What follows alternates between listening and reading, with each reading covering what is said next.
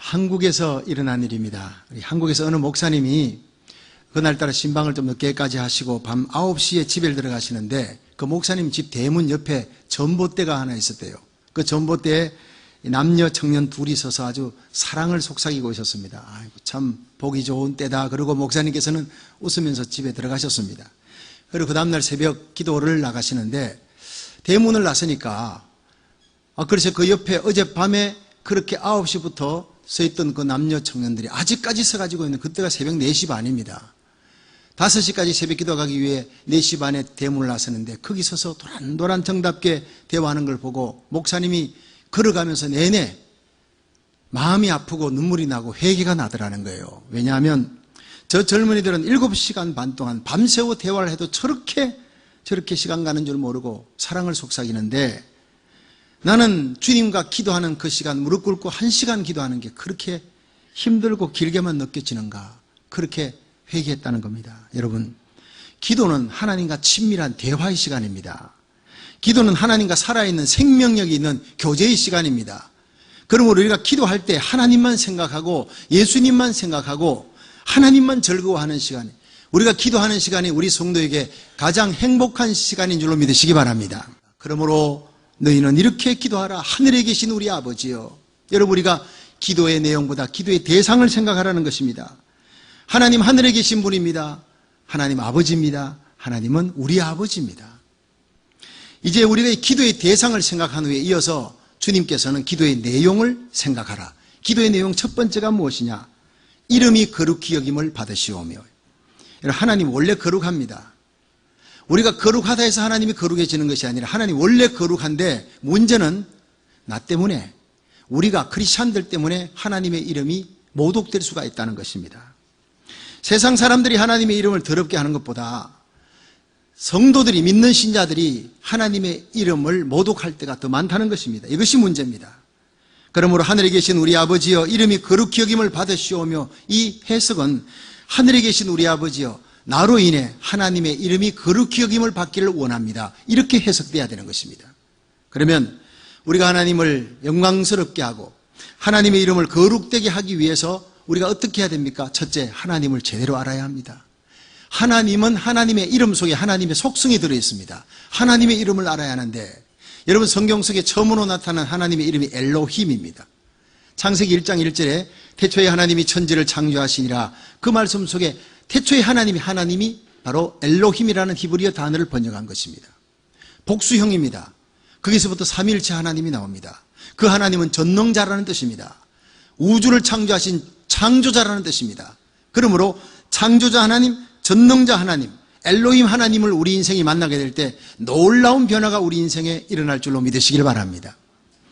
제가 대구에서 목회할 때 교회 윤태석 집사님이라고 하시는 분이 경북대학교 천문학 교수였습니다. 이분이 교회 등록에서 나오는데 이분이 예수를 믿게 된 경위를 간증으로 제가 들은 적이 있습니다. 이분은 미국에서 천문학 공부를 하고 박사학위를 받고 한국에 와서 이제 교수를 하는데, 자기가 미국에 가서 유학생으로 공부를 할 때만 해도 자기는 예수 안 믿었다는 거예요. 하나님의 존재를 부인하는 무신론자였다 합니다. 그런데 어떻게 하나님을 믿었느냐? 자기는 연구실에서 하늘의 별을 보다가 하나님을 만났다고 그랬습니다. 부인할 수 없는 하나님의 존재가 이 우주의 자연물 속에 피조기에 있다는 것입니다. 지구가 매시간 1000마일 속도로 달려갑니다. 여러분, 태양을 중심으로 해서 공전 궤도를 달리는데 1000마일 1시간에, 그런데 이게 만약에 100마일로 달린다고 가정할 경우에 낮과 밤이 지금보다 10배나 불어나서요. 길어져서 낮에는 식물들이 다 죽고 밤에는 꽃순이 다 동사하고 얼어 죽는 거예요. 식물이 살 수 없는 세상이 된다는 겁니다. 이 지구가 23.5도 삐딱하게 기울어졌지 않습니까? 이것 때문에 사계절이 생긴다는 건 여러분 알고 있죠. 그보다 더 중요한 것은 만약에 이 사계절이 생기지 않는다면, 23.5도 기울지 않는다면 해양의 전기가, 바다의 전기가 남북으로 이동해서 대륙을 동결시켜버리기 때문에 이 지구상에는 아무도 살 수 없는 땅이 되어버린다는 겁니다. 달이 지구에서 지금보다 조금만 멀리 떨어져도 매일 바다의 조수가, 파도가 대륙을 다 덮어버려서 다 죽는다는 거예요. 만약 땅이 지금보다 10피트만 더 깊어진다면 지구의 산소가 다 사라져서 생물은 살 수가 없게 되는 겁니다. 이런 사실을 접하면서 이 우주는 절대 그냥 만들어진 것이 아니다. 조물주의 철저한 계획 속에서 만들어진 것이다. 그렇게 믿고 먼 창조주가 있다. 그런데 교회 나가봤더니 그 창조주가 하나님이라는 거예요. 예수님의 십자가를 통해 그 하나님을 아바 아버지라 부르는 순간, 그 전능자 엘로힘 하나님을, 창조자 엘로힘 하나님을 아버지라 부르는 순간 감격의 눈물이 흘러내리면서 그의 인생에 변화가 일어났다고 고백했습니다. 여러분, 또 하나님의 다른 이름이 바로 여호와입니다. 출애굽기 3장 14절에 여호와 스스로 있는 하나님이라, 자존자라는 거예요. 예. 알파와 오메가, 시작이고 끝이고 시작도 없고 끝도 없으신 분이에요. 이분은 영원하신 분이에요. 시간이 없는 분이에요. 그러므로 예수 그리스도를 통해 우리가 하나님 아버지 영원하신 여호와를 만나게 되면 우리는 영생하는 존재가 되는 줄 믿으시기 바랍니다. 그래서 이 여호와 하나님의 활동하신 역사가 구약에서 이렇게 7가지 이름으로 나옵니다. 여호와 이레, 모든 것을 준비하시는 하나님. 여호와 라파, 하나님의 백성의 모든 질병을 치료하시는 하나님. 여호와 니시, 우리의 깃발이요 우리의 대적을 멸하시는 승리를 주시는 하나님. 여호와 삼마, 내 모든 신음과 고통스러운 상황, 나의 현실 속에 하나님이 개입하시고 거기 계시며 나와 함께 아파하시고 내가 부르짖을 때 응답하시는 하나님. 여호와 삼마, 하나님 거기 계신다는 거예요. 여호와 샬롬, 평강 주시는 하나님. 여호와 치드케누, 우리의 의가 되시는 하나님. 여호와 라하, 우리의 목자가 되시는, 돌보시는 하나님. 이렇게 7가지 하나님의 명칭이 나옵니다. 그렇습니다. 하나님은 만물을 창조하시고 그냥 던져놓지 않고 통치하시는 하나님. 하나님의 백성을 출애굽시켜놓고 가나안 땅 들어갈 때까지 던져놓지 않고 여러분 하늘에 만나를 내리시고 반석에 물을 솟구치게 하시며 대적들을 멸하게 하시는, 돌보시고 지키시고 공급하시는 하나님인 줄 믿으시길 바랍니다. 그 하나님이 바로 오늘 우리들의 하나님, 우리 아버지가 되셔서 우리를 이 땅에서 천국까지 가는 동안 주님께서 간섭하시고 목자가 되어 다스리시고 돌보시고 통치하시고 마침내 천국까지 들으실 줄로 믿으시길 바랍니다. 그 엘로힘 하나님, 창조자 전능자 하나님, 여호와 하나님, 그 하나님을 존귀히 여기며 그 아버지 이름을 거룩히 여기는 거룩한 하나님의 백성으로 살다가 우리 주님 만날 수 있기를 주의 이름으로 축원합니다. 그러면 어떻게 우리가 하나님의 이름을 거룩히 여기게 할 수 있을까? 첫째, 우리가 하나님께 충성을 다하는 거예요. 우리가 하나님의 소유입니다. 예수님의 십자가에 흘린 피로, 그 피값으로 우리를 주고 사셨습니다. 그러므로 우리는 내 시간 물질뿐 아니라 나의 전생애뿐 아니라 내 생명까지도 주님의 것입니다. 러시아 병사 하나가 나폴레옹 군대에 붙잡혀 왔습니다. 그래서 러시아 군사가 고문을 당하는 거예요. 너 러시아 군사 되기를 포기하고 나폴레옹의 군대에 항복하라. 그러면 너의 관직도 주겠다. 그러는데 절대로 나폴레옹 군대 안 되겠다는 거예요. 내가 섬길 수 있는 왕은 러시아 황제다. 나는 러시아 황제에 속했다. 그러자 불란서 병사가 인두를 가지고 쇠인두로 부얼겋게 달구어 가지고 러시아 병사의 팔에다가 찍었어요. 그냥 거기에 찍히는데 N자가 찍힌 거예요.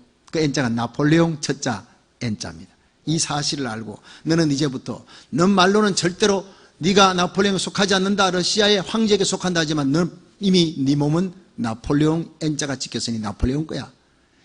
그 사실을 아는 순간 러시아 병사가 불란서 병사의 허리에 찬 칼을 뽑아가지고 자기의 N자가 적혀있는 그 팔을 잘라버려 피 흘리면서 쓰러졌다고 합니다. 나는 러시아 황제에게 속한 러시아 병사다 외치면서 죽어갔습니다.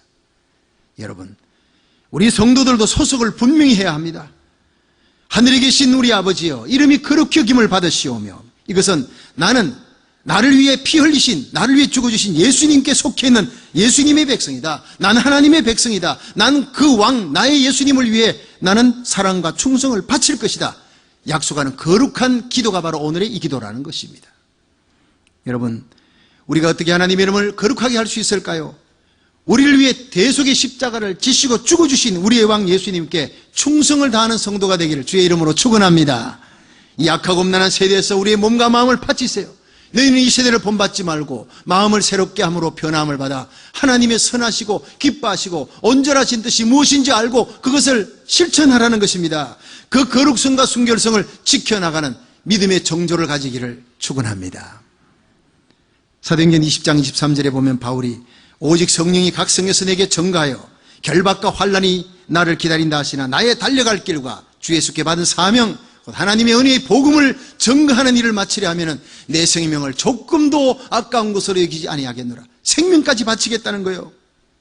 계시록 14장 1절에 보면 또 내가 보니 보라 어린 양이 시온산에 섰고 했습니다. 예수님 재림할 때 시온산에 섭니다. 그때 14만 4천이 함께 섰는데 그건 구원받은 성도의 상징적인 숫자가 14만 4천이 그 이마에 어린 양의 이름과 아버지 이름을 쓴 것이도다. 그들의 이마에 어린 양 예수의 이름, 하나님 아버지 이름이 박혀 있는 거예요. 여러분, 여러분의 영혼에, 우리 영혼에는 예수 그리스도의 이름이 박혀 있는 줄 믿으시기 바랍니다. 우린 주님의 소유예요.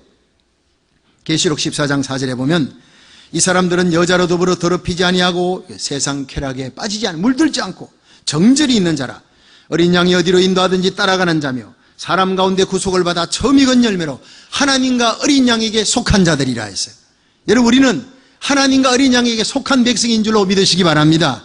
우리 성도가 하나님께 속한 백성답게 소속을 분명히 하고 이 악하고 엄난한 시대에 우리의 왕 되신 예수님을 위해 신앙의 정절을 지쳐 충성스럽게 살아갈 때 하나님의 이름이 거룩히 여김을 받는 역사가 일어날 줄로 믿으시기 바랍니다.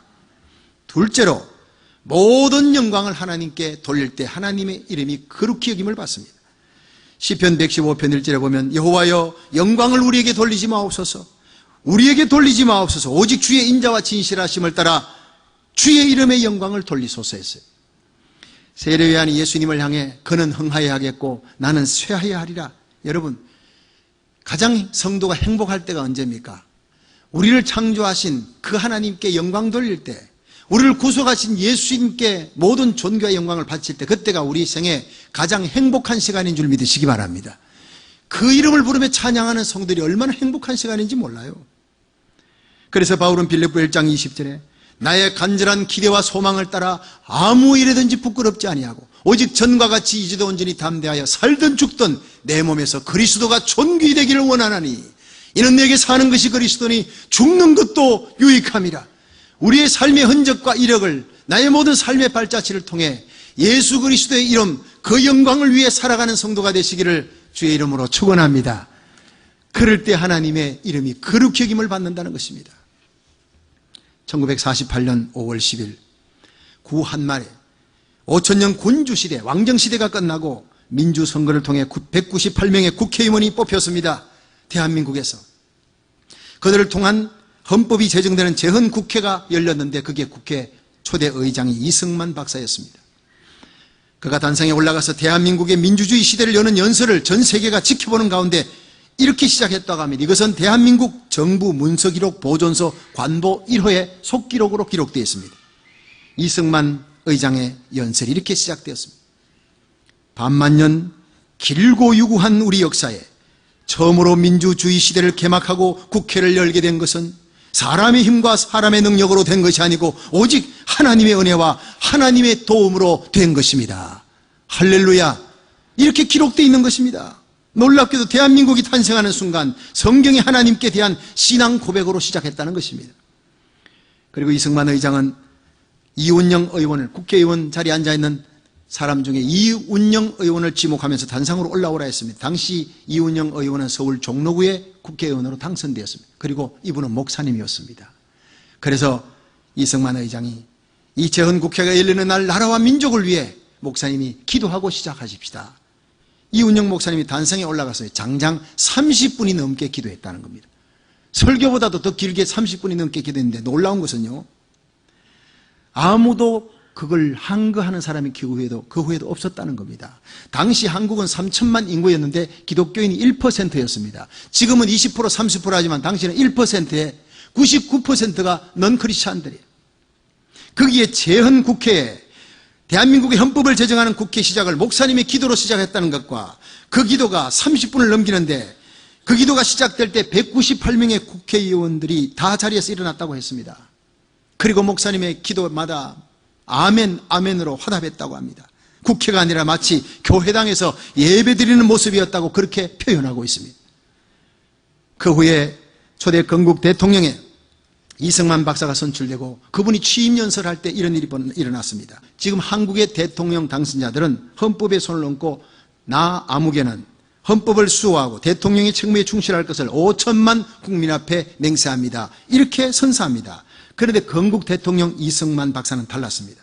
그런 헌법 위에 자기가 늘 평소에 읽던 낡은 성경책을 그 위에 올려놓았습니다. 헌법이 하나님의 말씀이라는 걸 상징하는 겁니다.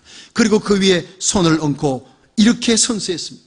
나 이승만은 헌법을 수호하고 대통령의 책무에 충실할 것을, 우리 민족을 사랑하시고 대한민국을 탄생시켜 주신 살아계신 하나님과 3천만 동포 앞에서 맹세합니다.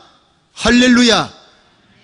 지금까지 역대 어느 대통령도 감히 하지 못했던 신앙 고백의 선서를 성경책 위에 손얹고 건국 대통령이 선포한 것입니다.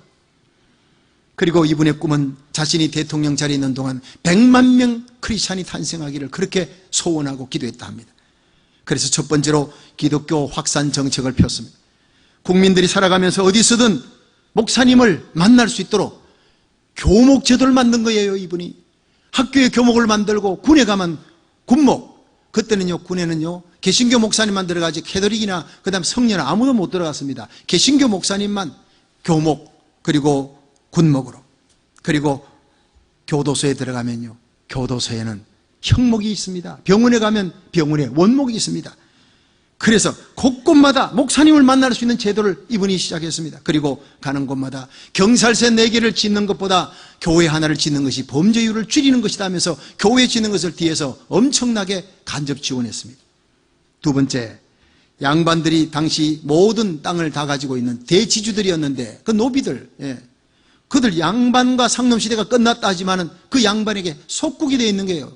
땅 때문에. 그래서 토지개혁을 단행해서 이 대지주들이 모든 소작인들에게 토지를 다 돌려주게 만들었습니다. 토지개혁입니다. 세 번째, 교육혁명을 단행했습니다. 당시 14%만 교육을 받는 나라였는데 이승만 대통령에 의해서 교육받는 확률이 96%로 올라갔습니다.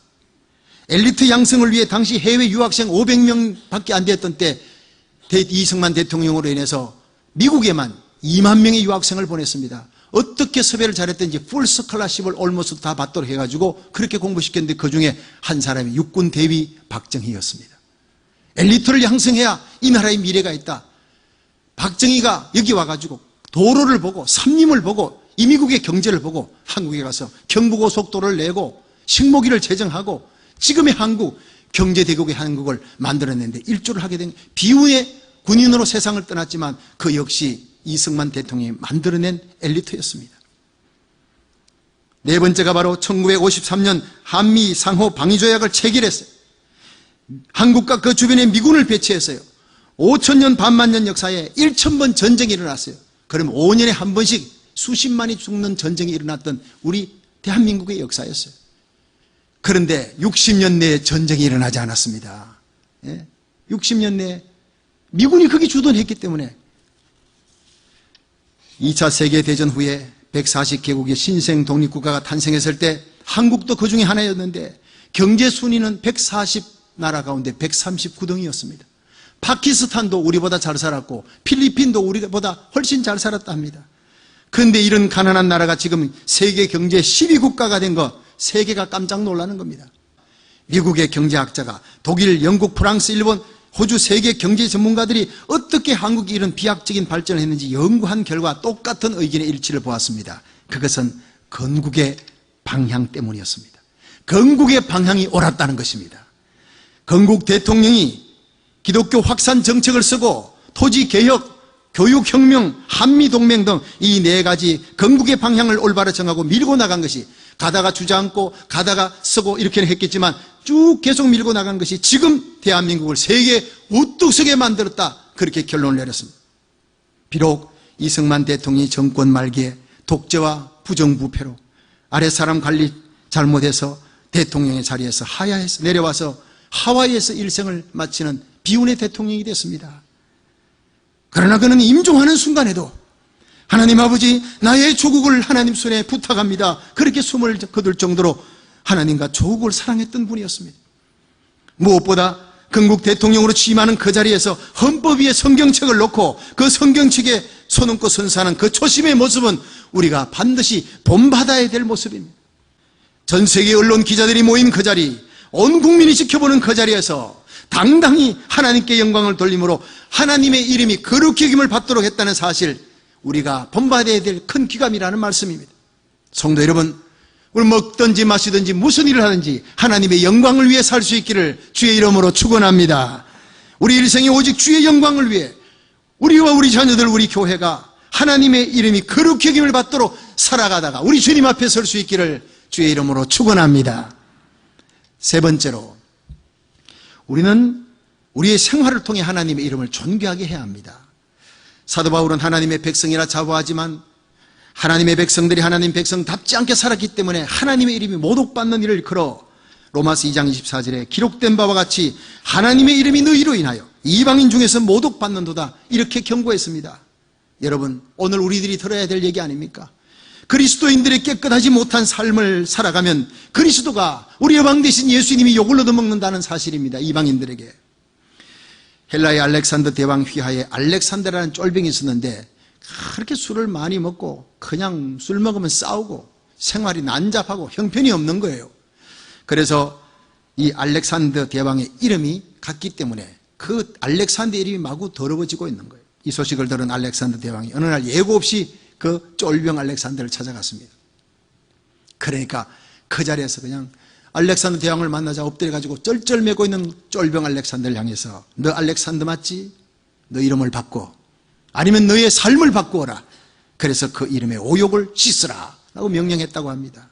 여러분, 우리는 예수 그리스도의 이름이 우리 몸에 붙어 있습니다. 그리스도인이라는 것은 그리스도의 소유라는 거예요. 작은 그리스도라는 뜻입니다. 우리가 잘못되면, 우리가 생활을 잘못함으로 우리 주님, 나를 위해 십자가에 달려 죽으신 사랑의 주님의 이름에 모독당하는 일이 이방 사람들에게 있어서는 안 된다는 것입니다. 우리는 예수님께 속한 자예요. 예수님의 피로 구속받고 그 피로 값주고 산 하나님의 백성들이 오직 예수님만 생각하고 예수님의 십자가만 사랑하고 예수님께 충성 다하고 주님의 영광을 위해 아낌없이 우리의 삶을 살아가시기를 주의 이름으로 축원합니다. 마태복음 5장 16절에 이같이 너희 빛을 사람 앞에 비치게 하여 저희로 너희 착한 행실을 보고 하늘에 계신 너희 아버지께 영광을 돌리게 하라 했어요. 여러분, 우리가 하늘 아버지께 영광 돌리는 일은 우리의 착한 행실입니다. 예배를 통해 하나님께 영광 돌릴 수 있습니다. 찬양을 통해 영광 돌립니다. 그보다 더 중요한 것은 우리의 삶의 자리에 믿지 않는 사람들에게, 고통당하는 자에게 우리가 희생하며 나누어주며 섬기며 베풀어주며 구제하며 착한 일을 통해 하나님의 영광이 드러나야 될 줄로 믿으시기 바랍니다.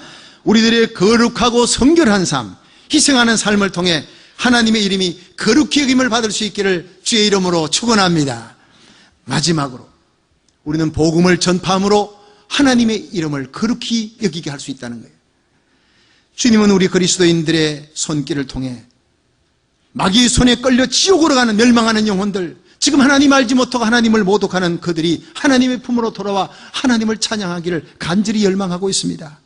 이것이 바로 하나님의 이름이 가장 거룩히 여김을 받는 길이기 때문입니다. 그래서 부활하신 예수님 성천하시기 전에 제자들을 모아놓고 유언 같은 지상명령을 내립니다. 하늘과 땅의 모든 권세를 내게 주었으니 그러므로 너희는 가서 모든 족속으로 제자를 삼아 아버지와 아들과 성령의 이름으로 세례를 주고 내가 너희에게 분부한 모든 것을 가르쳐 지키게 하라. 볼지어다 내가 세상 끝날까지 너희와 항상 함께 있으리라 했어요. 할렐루야. 주님의 지상명령이 떨어졌습니다. 왕 대신 주님의 명령을 준행하는 자, 선교하는 자, 선교사를 파송하거나 내가 나가든지 아니면 보내든지 기도하든지 물질로 지원하든지 내가 길거리에 나가서 복음을 전하든지 그곳에 하나님의 이름이 존귀케 되는 놀라운 역사가 일어날 줄 믿으시기 바랍니다. 영국의 모라비안 선교사 한 명이 그린랜드에 파송되어 갔습니다. 그런데 그린랜드 땅에 가니까 이미 다른 교단의 선교사 2명이 그곳에 있어서 그들과 식사를 하다가 기가 막힌 얘기를 들었습니다. 그 2명이 17년 전에 왔는데 17년 동안 그린랜드 땅에 선교했는데 1명 겨우 전도했다는 거죠. 1명 겨우 세례했다는 거예요. 이 땅은 너무나 척박한 땅을, 자기들은 여기서 더 이상 선교할 힘을 잃어버렸다고 돌아가려고 그런다. 그 얘기를 들으니까 얼마나 힘이 빠집니까?